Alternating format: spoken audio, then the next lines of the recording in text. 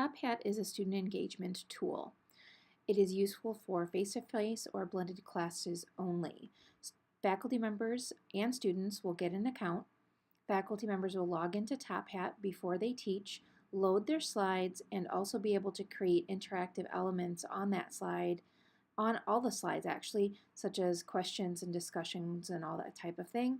The students will log in through their own devices, whether it's a computer, a phone, or a tablet. They follow along during the lecture or the teaching, and they answer questions. And if you have students take quizzes, there is a Blackboard integration tool that will put grades into Blackboard. In order to log into TopHat, a professor or a student, all they would do is navigate to tophat.com. Top right, there's a login button. Oh, I'm already logged in, so it just jumped me right in, but of course, typically I would enter my credentials. So there's just a login, it's your email, and then you have your password, and that's how you would access the course. So you just go to tophat.com and click the login button. That's both for professors and students. Once you're in TopHat, this is a professor's view of TopHat. So this is where they would, as I was describing before, where they would get ready for class by uploading their content. And this is also where they would go once they're at the front of a lecture hall, ready to give a lecture. This is also what they would use to deliver the presentation as well. So I'm gonna start from absolute ground zero. You can see that there's some empty folders here for week 1, week 2. We also have a textbook folder where you can have interactive texts, and I have question packs and exams down below as well. Let's keep things simple for today and just pretend that we're logging in for the first time. We have absolutely no content in here. So I have to load my week 1 lecture into TopHat. So all you would do is make sure you have week 1 highlighted. And then the main button that you're going to use most often is this create button, the blue create button in the top left. This is where professors are going to do most of their work. And what we're going to do here is we're going to click upload slides. I'm going to browse, and I have some slides here for demonstration purposes that I'm just going to double click. It's going to go ahead and tell you that the upload is in progress. I'm going to click done. And depending on the size of your slide deck, it typically takes 30 to 90 seconds or so for it to complete. So we'll just give it a couple minutes to load up. Let's demonstrate some of those capabilities now. So as you can see, the lecture slide deck has now been uploaded into week 1. We have our slides here. And I'm going to go ahead and start to create some polling questions and embed them right within the presentation. So let's say after slide 3, I want to have a question about the material that we've covered so far. As a professor, I would go right back to the create button. I'm going to click on question. And it's going to show you the 7 different question types that we currently have: multiple choice, word answer, numeric, fill in the blank, matching, click on target, and sorting. So is there any in particular that stands out that you want me to demonstrate, or just pick one at random? Click on target. Click on target? Okay, that is actually one of the more popular ones, so funny you chose that one. Students really seem to like this one. It's more interactive. Okay, so once you pick the question type, you're going to get a screen that looks like this regardless of which question type you select. And just the information that you have to fill out is going to be different depending on what kind of question it is. So I always like to just use a simple title system, Q1, Q2, Q3, just to stay organized throughout the presentation. Just give a quick title to each question. And so because it's click on target, we actually have to upload an image. So I'm going to click that button here. And I have a handy cell diagram image here that I'm going to upload. And then you would type in your question. So click on the, let's see how my spelling is today. Mitochondria. I think that's how you do it.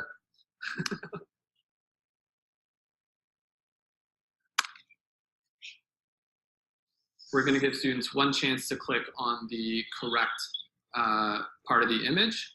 You also have some other options that the professor can choose from. They can have answers either anonymous or not anonymous to the professor. In this case, as you can imagine, this is not sensitive in any way, so there would be no reason to make this anonymous. When you're looking at classes like human sexuality, for example, obviously a more sensitive topic. And so if you want to get accurate feedback from the class and accurate participation, whether it's for an actual question or if it's a discussion topic that you want to generate, people are going to be much more willing to answer those questions when it's fully anonymous. So the professor has the ability to decide how to manage that. And then you can either do a grade for only participation, or you can do participation and correctness.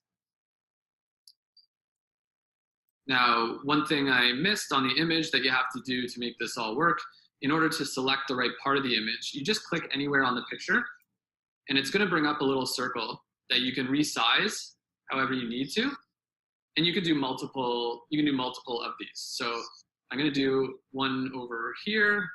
I'm pretty sure these blue things are the mitochondria. Don't correct me if I'm wrong. And one more down here. So that's essentially what you would do. And if it's a square photo, for example, you would just use a few circles to fill out the whole area of the square. So that's how you would create the actual question. In this case, we'll just leave it at half a point for correctness and half a point for participation. And you can also use a response timer if you like. You can give students only a certain amount of time to answer the question. I'm going to go ahead and click save. And now the question is embedded right into the course material, right after slide 3. And let's just do one more. Let's actually go to the very start of the class. Let's go after slide 1 and create, instead of a question where there's a mark for participation and for correctness, let's create a discussion topic. So as the professor, I want to generate some good discussion in my class. I'm going to label this discussion 1.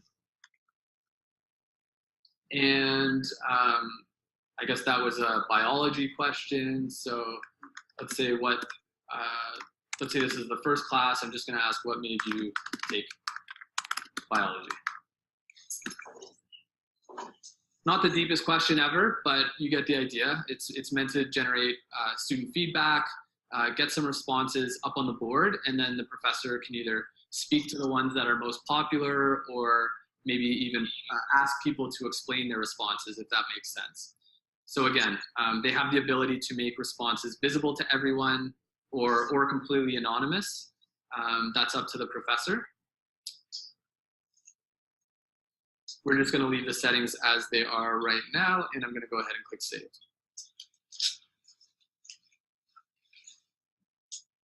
So now we've created, we've uploaded a slide deck, we've inserted a discussion topic, we've inserted a click on target question.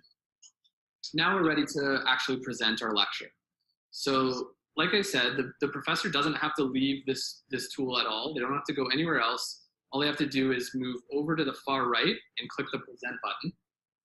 And before I do that, I'm going to introduce something else to the conversation now, which is this iPhone simulator on the right-hand side. So want to be able to show you, of course, how it looks for the professor, but I also want to show you what it would look like for a student that's actually following along in the lecture on their iPhone. In this case, it works on any smartphone, not just iPhone. And of course, they can also follow along on a laptop or a tablet, whatever device they have. Okay, so I'm going to go back to what the student sees on their iPhone. Just takes a second to load up. And then I'm going to log in just in the same way the professor did. I'm going to log in as a student. So I hit the login button.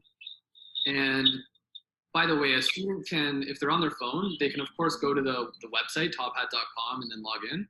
But there's also a TopHat app, and that's what this is emulating. So they would click onto the TopHat app. They would have the login button. They would enter their email.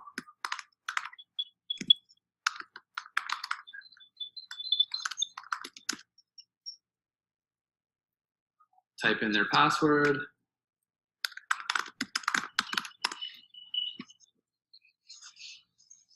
And now they have the courses that they've joined listed on the main screen. And the demo course is the one that I'm in as a professor on the left-hand side of the screen. So I'm going to enter that course right now. And it's pretty bare right now because we're not actually in a lecture, but the professor looks like they're all set to start their lecture. So they're going to click present slides. And when they do that, this is the screen that's going to show up at the front of the classroom. If for whatever reason the student hasn't already joined this course within TopHat, the join code shows up and they're able to enter that in and join the course. Typically that doesn't happen though. We try to make sure students have all joined the course in advance of the first day of class. And if the professor wants to take attendance, this is up to the school and up to the professor, but it has the ability to automatically take attendance just by clicking this button. It's going to generate a 4-digit code that changes every single class. And the student is then going to go ahead, type in 5273, click continue, and now they've been marked as present for the class. In this case, it shows you that one student is present for the class. It's just a small classroom. But once you see, if it's a 40-person class and you see you're at, 35 or there, when you're ready to then begin your class, instead of hitting finish, what you want to do is click minimize and keep open.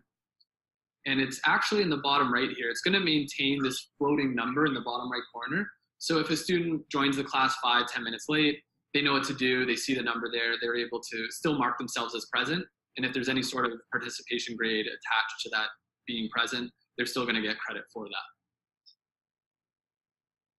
So now that we've taken attendance, and also when you do take attendance, there is the ability to also use geolocation services that just add a layer of security to the security and confirmation to taking attendance. So it'll actually understand where that student is in relation to the campus wireless network, as well as proximity to other Bluetooth devices in the room that are using TopHat. So for example, if it's sensing the average distance from phone to phone is 5 feet, and there's a phone that can't really be picked up, or it's showing up on a totally different wireless network off campus, that's going to get flagged, and we're going to know that that student's actually on their couch trying to get credit for participation. So again, this is just a tool that gives the ability to do this. It's up to the school and the professor how many of these features they want to actually use. So now that we've taken attendance, we can start the presentation. It's going to automatically go to full screen, so I'm just going to back out of that. And as you can see, on the professor side, it shows the slide that we're on, and on the student side, it actually will follow along as well. So I'm just going to start clicking through the slides here. And you're going to see that it's going to follow along on the student side. If I click one more,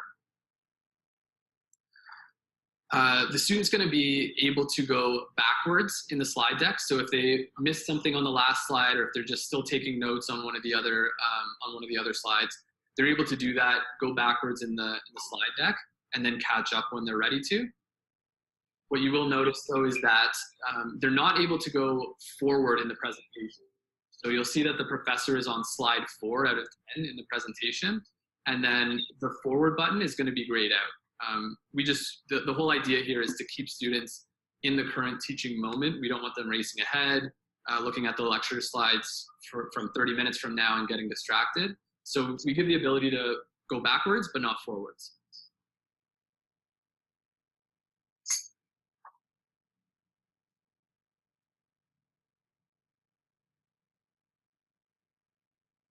So I actually was in the wrong slide deck there, so I just switched to the correct one. And now you'll see this is the discussion question that we made up earlier. So what made you take biology? Students are going to give their answers. We'll do a little joke one here. I had to. And students are going to have the ability to actually click on this like button, just the thumbs up, just like in any social media platform. They're going to be able to click the like button. And then the professor can actually they can sort by various ways, but they can sort by most liked. And so if there's a particular answer or two that are getting a lot of likes from students in the class, maybe that's a good jumping off point to begin a conversation amongst the class. Oh, it looks like we had a response. Let me just check that. Great. Okay, so then if we continue on through the lecture, I'm just going to click through the slides and get to the click on target question. And so obviously you're supposed to click on the correct part of the image. I'm just going to expand it, and that's what I think the mitochondria is. I'm going to click submit. And similar to the attendance, it tells you that 1 of 1 students has answered the question. Once you have most of the students in the class having responded, you're able to pause the submissions. And now the professor is going to have the ability to show the correct answer. So now the students can see what the actual correct areas were. And you can also show, what percentage of students answered correctly. And I actually now know why it... Hopefully you learned a little bit about TopHat from watching some of the video from the demonstration we had. Right now I'm looking for 10 to 15 faculty members who want to give it a try for the fall. It's not asking you to change your curriculum in any way, it's just asking you to try out a new tool. And this is especially useful if you are a traditional lecturer. This is probably going to be the easiest thing for you to do, is to integrate something like this in your class. You will be able to have somebody help you along the way. TopHat will give you an instructional designer. That person will meet with you virtually and hold your hand through the whole process, which is pretty cool. I would love to know in the end, after you're done using it, how it helps with student engagement. I can foresee students really enjoying this type of interactivity in their classes and being able to use their devices. If you want to try it out, make sure and email me at ctei@rush.edu, or if you have any questions about this tool, you can do the same thing. Thanks a lot for listening.